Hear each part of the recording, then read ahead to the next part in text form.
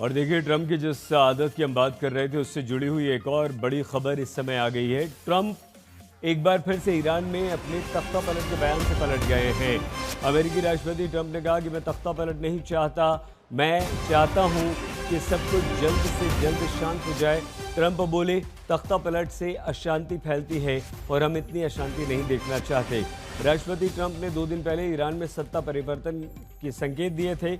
उन्होंने social media पर कहा था कि अगर मौजूदा ईरानी सरकार ईरान को फिर से महान नहीं बना सकती तो सत्ता परिवर्तन क्यों नहीं होना चाहिए। आइए सीधे हम लिए चलते हैं हमारे संवाददाता प्रणय उपाध्याय के पास। प्रणय, ये जो रिपोर्ट इससे पहले हमने ट्रंप के झूठ बोलने पर दिखाई, क्या ये खबर इस बात की पुष्टि करती है और ट्रंप की ये आदत है या ट्रंप किसी रणनीति के तहत इस तरह बयानों को पलटते हैं?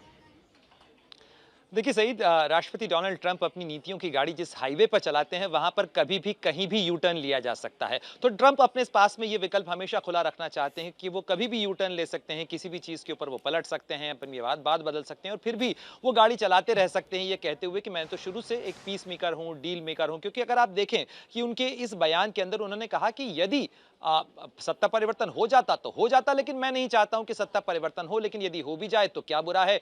इस तरीके की बातों के अंदर वो एक उलझाव और घुमाव रखते हैं। लेकिन जो एक हिंदी में कहावत है, देसी अंदाज में कहा जाए कि मन मन भावे और मूड हिलावे, कुछ वैसी स्थिति है। देखिए, अमेरिका चाहता है कि ईरान के अंदर यदि उसकी पसंद की सरकार आ जाए तो क्या ही अच्छा हो, लेकिन मौजूदा हालात के अंदर जिस तरह से हालात बिगड़ते जा रहे थे उसमें अमेरिकी राष्ट्रपति डोनाल्ड ट्रंप को यह लगता है कि इस समय फिलहाल जो प्राथमिकता है वो कम से कम बमों को रोकना है। ठीक। बयानों के अंदर कुछ भी चलता रहे, लेकिन ये जी। बमबारी रुकनी चाहिए। वो पीस मेकर और डील मेकर का जो ठीक तमगा है। है उसके लिए बेताब है।